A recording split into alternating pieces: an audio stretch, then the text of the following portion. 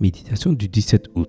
Surmonter les tentations. Aussitôt, l'Esprit poussa Jésus dans le désert où il passa 40 jours tenté par Satan. Il était avec les bêtes sauvages et les anges le servaient. Marc 1, versets 12 et 13. Jésus a raconté à ses disciples quelques-unes de ses tentations personnelles pour nous apprendre que dans ce monde, nous passons tous nécessairement à de nombreuses reprises par le désir de la tentation. Être tenté est le prix de notre liberté, de la possibilité de choisir entre plusieurs options et de courir le risque de se tromper. Pour Jésus, assumer la condition humaine signifiait devoir affronter comme Adam et Ève, comme les Israélites durant l'Exode, comme chacun de nous, des décisions qui cachent souvent des tentations subtiles. C'est au plus profond d'un combat intérieur que nous affrontons toutes les forces du mal. Jacques 1, versets 13 et 14. Les croyants aussi. Mon étudiante Lina, torturée par ces épreuves, avait du mal à apprendre de sa propre expérience que personne n'abandonne les rangs du mal pour entrer au service de Dieu sans devenir l'objet des attaques de Satan. Extrait du livre Jésus-Christ, page 97, écrit par Ellen G. White.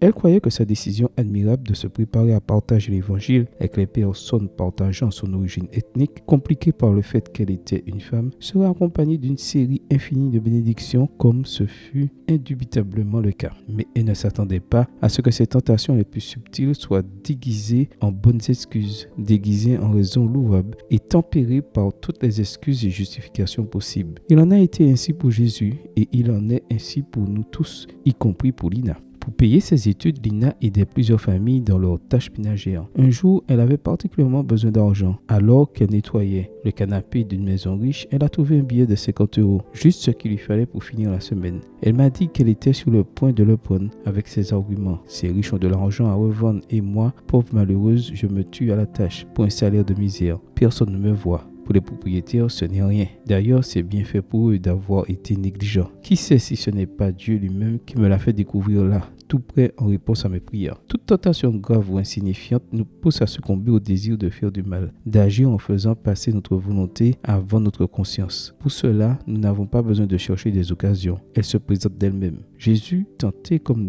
nous assure que si nous demandons l'aide de Dieu, il ne nous laissera jamais succomber. 1 Corinthiens 10, verset 13. Merci Seigneur pour tes victoires sur mes tentations aujourd'hui. Amen. Bonne journée à vous et que le Seigneur vous bénisse.